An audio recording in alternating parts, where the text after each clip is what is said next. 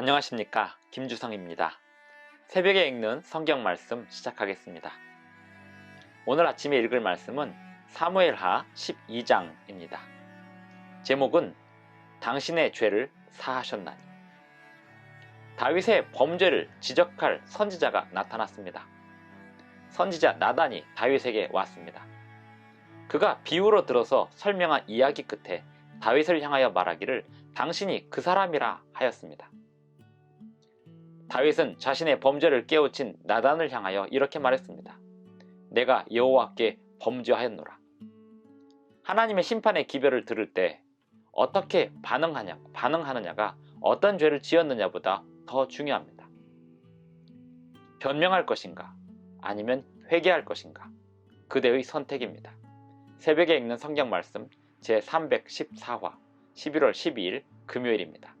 사무엘하 12장을 읽겠습니다. 1절부터 31절까지 읽겠습니다. 여호와께서 나단을 다윗에게 보내시니 그가 다윗에게 가서 그에게 이르되 한 성읍에 두 사람이 있는데 한 사람은 부하고 한 사람은 가난하니 그 부한 사람은 양과 소가 심이 많으나 가난한 사람은 아무것도 없고 자기가 사서 기르는 작은 암양 새끼 한 마리뿐이라. 그 암양 새끼는 그와 그의 자식과 함께 자라며 그가 먹는 것을 먹으며 그의 잔으로 마시며 그의 품에 누움으로 그에게는 딸처럼 되었거늘. 어떤 행인이 그 부자에게 오매 부자가 자기에게 온 행인을 위하여 자기의 양과 소를 아껴 잡지 아니하고 가난한 사람의 양 새끼를 빼앗아다가 자기에게 온 사람을 위하여 잡았나이다 하니, 다윗이 그 사람으로 말미암아 노하여 나단에게 이르되 여호와의 살아계심을 두고 맹세하노니 이 일을 행한 그 사람은 마땅히 죽을 자라. 그가 불쌍히 여기지 아니하고 이런 일을 행하였으니 그 양 새끼를 4배나 갚아주어야 하리라 한지라. 나단이 다윗에게 이르되 당신이 그 사람이라. 이스라엘의 하나님 여호와께서 이와 같이 이르시기를 내가 너를 이스라엘 왕으로 기름 붓기 위하여 너를 사울의 손에서 구원하고 내 주인의 집을 내게 주고 내 주인의 아내들을 내 품에 두고 이스라엘과 유다 족속을 내게 맡겼느니라. 만일 그것이 부족하였을 것 같으면 내가 내게 이것저것을 더 주었으리라. 그러한데 어찌하여 내가 여호와의 말씀을 업신여기고 나 보기에 악을 행하였느냐. 내가 칼로 햇사람 우리아를 치되 암몬 자손의 칼로 죽이고 그의 아내를 빼앗아 내 아내로 삼았도다. 이제 내가 나를 업신여기고 햇사람 우리아의 아내를 빼앗아 내 아내로 삼았은즉 칼이 내 집에서 영원토록 떠나지 아니하리라 하셨고, 여호와께서 또 이와 같이 이르시기를 보라, 내가 너와 내 집에 재앙을 일으키고 내가 내 눈앞에서 내 아내를 빼앗아 내 이웃들에게 주리니 그 사람들이 내 아내들과 더불어 백주에 동침하리라. 너는 은밀히 행하였으나 나는 온 이스라엘 앞에서 백주에 이 일을 행하리라 하셨나이다 하니, 다윗이 나단에게 이르되 내가 여호와께 죄를 범하였노라 하매 나단이 다윗에게 말하되 여호와께서도 당신의 죄를 사하셨나니 당신이 죽지 아니하려니와 이 일로 말미암아 여호와의 원수가 크게 비방할 거리를 얻게 하였으니 당신이 낳은 아이가 반드시 죽으리이다 하고 나단이 자기 집으로 돌아가니라. 우리아의 아내가 다윗에게 낳은 아이를 여호와께서 치심에 심히 앓는지라. 다윗이 그 아이를 위하여 하나님께 간구하되 다윗이 금식하고 안에 들어가서 밤새도록 땅에 엎드렸으니 그 집의 늙은 자들이 그 곁에 서서 다윗을 땅에서 일으키려 하되 왕이 듣지 아니하고 그들과 더불어 먹지도 아니하더라. 이래 만에 그 아이가 죽으니라. 그러나 다윗의 신하들이 아이가 죽은 것을 왕에게 아뢰기를 두려워하니 이는 그들이 말하기를 아이가 살았을 때 우리가 그에게 말하여도 왕이 그 말을 듣지 아니하셨나니 어떻게 그 아이가 죽은 것을 그에게 아뢰를 수 있으랴. 왕이 상심하시리로다 함이라. 다윗이 그의 신하들이 서로 수군거리는 것을 보고 그 아이가 죽은 줄을 다윗이 깨닫고 그의 신하들에게 묻되 아이가 죽었느냐 하니 대답하되 죽었나이다 하는지라. 다윗이 땅에서 일어나 몸을 씻고 기름을 바르고 의복을 갈아입고 여호와의 전에 들어가서 경배하고 왕궁으로 돌아와 명령하여 음식을 그 앞에 차리게 하고 먹은지라. 그의 신하들이 그에게 이르되 아이가 살았을 때에는 그를 위하여 금식하고 우시더니 죽은 후에는 일어나서 잡수시니 이 일이 어찌 됨이니이까 하니, 이르되 아이가 살았을 때 내가 금식하고 온 것은 혹시 여호와께서 나를 불쌍히 여기사 아이를 살려주실는지 누가 알까 생각함이거니와 지금은 죽었으니 내가 어찌 금식하랴. 내가 다시 돌아오게 할 수 있느냐. 나는 그에게로 가려니와 그는 내게로 돌아오지 아니하리라 하니라. 다윗이 그의 아내 밧세바를 위로하고 그에게 들어가 그와 동침하였더니 그가 아들을 낳음에 그의 이름을 솔로몬이라 하니라. 여호와께서 그를 사랑하사 선지자 나단을 보내 그의 이름을 여디디아라 하시니 이는 여호와께서 사랑하셨기 때문이라. 요압이 암몬 자손의 랍바를 쳐서 그 왕성을 점령하며 요압이 전령을 다윗에게 보내 이르되 내가 랍바 곧 물들의 성읍을 쳐서 점령하였으니 이제 왕은 그 백성의 남은 군사를 모아 그 성에 맞서 진치고 이 성읍을 쳐서 점령하소서. 내가 이 성읍을 점령하면 이 성읍이 내 이름을 일컬음을 받을까 두려워하나이다 하니 다윗이 모든 군사를 모아 랍바로 가서 그곳을 쳐서 점령하고 그 왕의 머리에서 보석 박힌 왕관을 가져오니 그 중량이 금 1달란트라. 다윗이 자기의 머리에 쓰니라. 다윗이 또 그 성읍에서 노략한 물건을 무수히 내오고 그 안에 있는 백성들을 끌어내어 톱질과 썰애질과 철도끼질과 벽돌구이를 그들에게 하게 하니라. 암몬 자손의 모든 성읍을 이같이 하고 다윗과 모든 백성이 예루살렘으로 돌아가니라. 사무엘하 12장 1절부터 31절까지 읽었습니다. 다윗이 우리야를 전장에 보내서 전사하게 만들고 그 안에 밧세바를 취한 후에 아이를 낳았습니다. 사람들은 그 아이의 아버지가 다윗이라고 의심하기 시작하였고 실제로 그러했습니다. 이것은 이스라엘 백성들에게 있어서 하나님의 이름을 제대로 먹칠한 사건이 되었습니다. 다윗의 왕위는 위험해질 수 있었습니다. 그의 권위는 땅으로 떨어질 수 있었습니다. 이러한 때에 하나님께서 다윗을 위하여 나단 선지자를 보내시고 그의 죄를 깨닫게 하셨습니다. 나단이 다윗에게 갈 때 자신에게 맡겨진 사명의 무게를 알았습니다. 자신은 왕의 범죄를 지적해야 했습니다. 그 범죄에 대한 지적에 대하여 왕이 어떻게 반응할지는 알 수 없었습니다. 하지만 나단은 최선을 다해 하나님의 명령을 받아 왕에게 그 범죄를 깨닫게 해 주어야 했습니다. 나단은 다윗에게 비유를 말하였습니다. 한 성읍에 두 사람이 있는데 한 사람은 부하고 한 사람은 가난했습니다. 그 부한 사람은 양과 소가 심이 많았으나 가난한 사람은 아무것도 없고 자기가 사서 기르는 작은 암양 새끼 한 마리 뿐이었습니다. 그리고 그 암양 새끼는 그와 그의 자식과 함께 자라며 그가 먹는 것을 먹으며 그의 잔으로 마시며 그의 품에 누움으로 그에게는 딸처럼 되었습니다. 어떤 행인이 부자에게 오매 부자가 자기에게 온 행인을 위하여 자기의 양과 소를 아껴서는 잡지 않았습니다.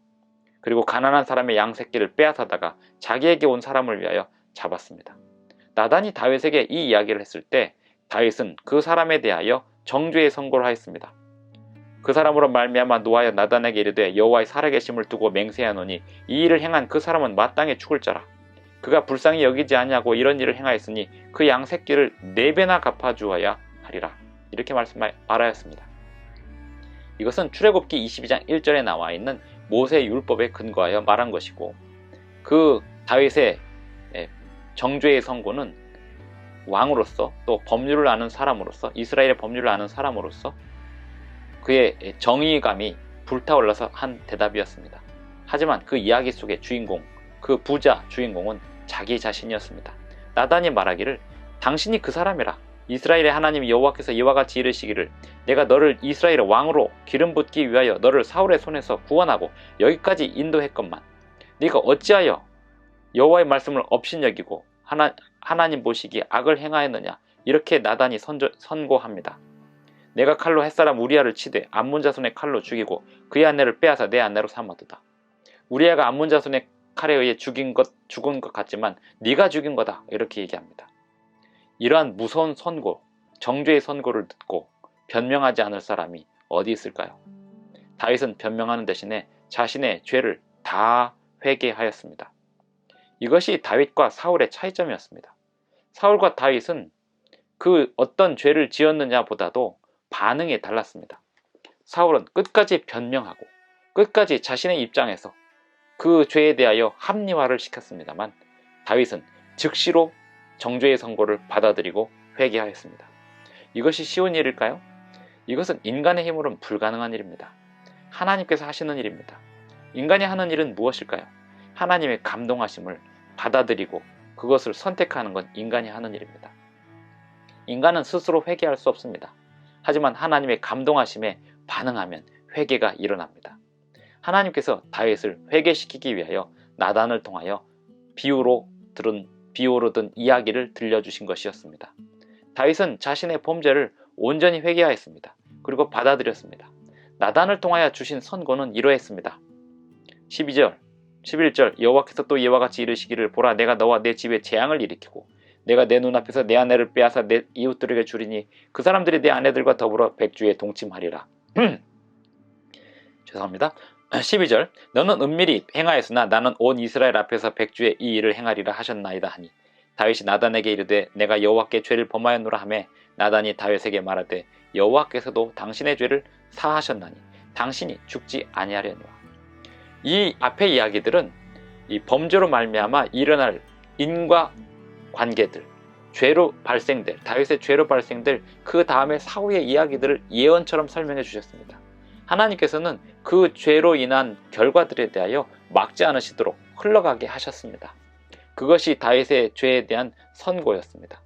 그리고 다윗이 자기가 말한 그 사람은 죽을 자라 했는데 나단이 다윗에게 하나님께서 당신의 죄를 용서하셨고 당신은 죽지 않을 것입니다. 하지만 이 일로 인하여 사탄에게 비방할 거리를 제공했습니다. 그러므로 당신이 낳은 아이는 죽게 될 것입니다. 이렇게 선언했고 그 아이가 정말 병들어 죽을 지경이 되었습니다. 다윗은 하나님께 그 아이를 살려달라고 금식하며 기도했습니다만 그 아이는 끝내 죽었습니다. 역시 이것 또한 그 아이에게 일어난 질병에 대하여 하나님께서 막지 않으시고 그 흐름을 내버려 두신 것입니다. 이렇게 함으로 인하여 다윗의 죄에 대한 경각심은 모든 사람들에게 알려지게 되었습니다. 하나님은 당신의 백성들이 죄로 인해 고통받는 것을 너무나 고통스러워 하지만 그럼에도 불구하고 그 고통 가운데서 당신의 백성들이 구원을 얻고 깨닫게 되기를 바라고 계십니다.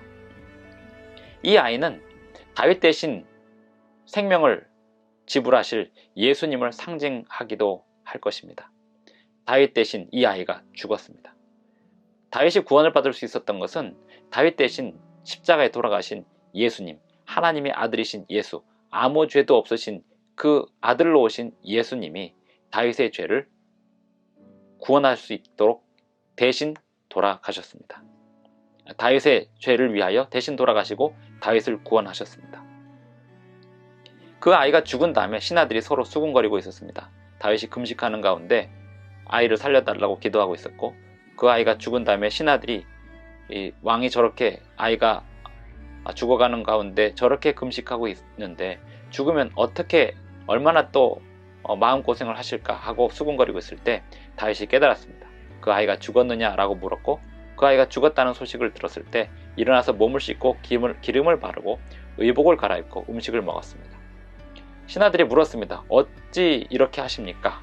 다윗이 말하기를 그 상황을 온전히 받아들여야지 않겠나 이렇게 말합니다. 그의 신하들이 그에게 이르되 아이가 살았을 때는 그를 위하여 금식하고 우시더니 죽은 후에는 일어나서 잡수시니 이 일이 어찌 됨이니까 하니 이르되 아이가 살았을 때 내가 금식하고 운 것은 혹시 여호와께서 나를 불쌍히 여기사 아이를 살려주실는지 누가 알까 생각함이거니와. 우리가 하나님 앞에 무언가를 기도할 때 우리의 목적을 관철시키는 게 기도가 아닙니다. 하나님께서 혹시 우리의 기도를 들어주실까 하여 기도를 드리는 것입니다. 그렇게 기도를 하다 보면 하나님의 뜻이 어떻게 이루어지는지를 보게 됩니다. 기도하지 않는 사람은 하나님의 뜻의 흐름을 볼 수 없습니다. 기도하는 사람만이 자신의 목적이 관철되지 않는다 하더라도 하나님의 뜻이 어디로 흘러가는지를 알 수 있습니다. 다윗은 자신의 범죄의 결과들에 대하여 받아들이기로 마음을 먹었습니다. 그리고 하나님께서는 그 다윗의 죄를 용서하셨습니다. 그리고 그 다음에 밧세바와의 사이에 태어난 아들이 솔로몬입니다. 하나님은 나단을 통하여 그 솔로몬의 별명을 여디디아라고 하나님의 사랑을 받는 아들이라고 별명을 지어 주셨습니다. 그 이후에 요압이 암몬 자손의 라빠를 쳐서 그 왕성을 점령하며 이렇게 26절에 설명이 되고 있는데요. 원래 이 요압이 암몬을 칠 때 다윗이 그 암몬을 마지막으로 치는 그 현장에 가 있었어야 했는데 그러지 않음으로 인해서 이 모든 일들이 일어났고 이제 그 모든 일들이 다시 원점으로 돌아가서 다윗이 있어야 할 곳으로 가는 장면이 26절부터 나옵니다. 요압은 자신이 그 마지막 성을 공략하는 일에 있어서 자신의 공로로 갖지 않고 왕의 공로로 가져가게 하기 위하여 왕을 부릅니다. 28절 이제 왕은 그 백성의 남은 군사를 모아 그 성에 맞서 진치고 이 성읍을 쳐서 점령하소서. 내가 이 성읍을 점령하면 이 성읍이 내 이름으로 일컬음을 받을까 두려워하나이다 하니 다윗이 모든 군사를 모아 라빠로 가서 그곳을 쳐서 점령하였습니다. 마지막에 요압이 행한 이 태도는 아주 좋은 태도였습니다. 요압이라는 인물은 다윗에게 있어서 굉장히 중요한 인물입니다. 요압은 철저히 다윗 앞에 겸손했고 다윗에게 순종했고 다윗을 위해 살았습니다. 하지만 요압의 치명적인 단점은 하나님을 두려워하지 않았습니다. 다윗이 하나님을 두려워하는 동안에는 요압이 다윗에게 도움이 되었습니다만 다윗이 하나님을 두려워하지 않을 때 요압은 위협적인 존재가 되었습니다. 뿐만 아니라 다윗의 생애의 말년에 요압은 또 다른 위협을 다윗을 향하여 벌이다가 결국 죽임을 당하게 됩니다. 하나님의 심판을 요압은 받게 되었습니다. 다윗의 생애 속에서 그리고 그의 범죄와 회개 그리고 그와 함께 관련된 연루된 인물들의 이야기들은 오늘 우리의 살아가는 모습을 보여주고 있습니다. 오늘 우리에게 중요한 것은 어떤 죄를 지었느냐 그리고 그것을 어떻게 합리화시키고 변명하고 살 것이냐가 아닙니다. 오늘 우리에게 중요한 것은 우리에게도 과연 그 죄를 지적할 충실한 친구가 있는가, 친구의 통일한 책망, 그 책망이 우리의 얼굴을 날카롭게 하고 우리의 얼굴을 빛나게 할지인데 우리에게도 그러한 선지자요, 목사요, 그러한 지도자요, 그러한 친구가 우리에게도 있는가. 또한 성령의 강권하시는 음성으로 우리의 죄를 지적하실 때 우리가 주님 앞에 변명하지 않고 온전히 회개할 것인가. 그것이 매우 중요합니다. 요한일서 1장 9절에 보면 만일 우리가 우리 죄를 자백하면 저는 미쁘시고 의로워서 우리 죄를 사하실 것이요 라고 말씀에 기록되어 있습니다. 하나님은 우리가 어떤 죄를 지었느냐를 다 아시지만 우리가 그 죄에 대하여 깊이 생각하기보다 먼저 그 죄를 주님 앞에 다 가져가서 회개하기를 바라십니다. 하나님께서는 우리를 먼저 용서하시고 기다리고 계십니다. 우리가 주님 앞에 남김없이 자복한다면 주님은 우리를 얼마든지 구원하실 수 있습니다. 주님 앞에 모든 것을 자복하시고 주님의 이끄심에 온전히 순종하시는 저와 여러분이 되기를 바랍니다. 부조와 선지자 726쪽의 글을 읽고 마치겠습니다. 누구든지 하나님의 책망을 받고 다윗처럼 겸비하게 자복하고 회개하는 자에게는 희망이 있음을 확신할 수 있다. 누구든지 믿음으로 하나님의 허락들을 받아들인 자는 용서를 받을 것이다. 여호와께서는 참으로 회개하는 영혼을 결코 버리지 않으실 것이다. 여호와께서는 이와 같은 약속을 주셨다. 나의 힘을 의지하고 나와 화친하며 나로 더불어 화친할 것이니라. 악인은 그 길을 불의한 자는 그 생각을 버리고 여호와께로 돌아오라. 그리하면 그가 긍휼히 여기시리라. 우리 하나님께로 나아오라. 그가 널리 용서하시리라. 기도하시겠습니다. 하늘에 계신 우리 아버지, 오늘도 우리에게 새 아침을 주셔서 감사합니다. 아버지여, 오늘날 우리에게 주시는 이 하루하루의 귀한 시간들이 얼마나 소중한 시간들인지를 알게 하시고 주님 앞에 모든 죄들을 자복하고 사탄의 정죄로부터 놓여나 구원에 이를 수 있도록 도와주시옵소서. 인간의 불필요한 감정에 의하여 죄책감에 시달리는 대신에 온전히 모든 것을 주님 앞에 죄를 자복하고 주님이 주시는 평안을 누리기를 원하오니 우리의 죄를 사하여 주옵시고 우리를 시험에 들게 하지 마옵소서. 주님이시여, 오늘 하루도 우리의 모든 것을 보여주시고 우리의 갈 길을 보여주시옵소서. 예수님의 이름으로 기도드리옵나이다. 아멘. 감사합니다. 오늘 하루도 행복한 하루 되시기 바랍니다.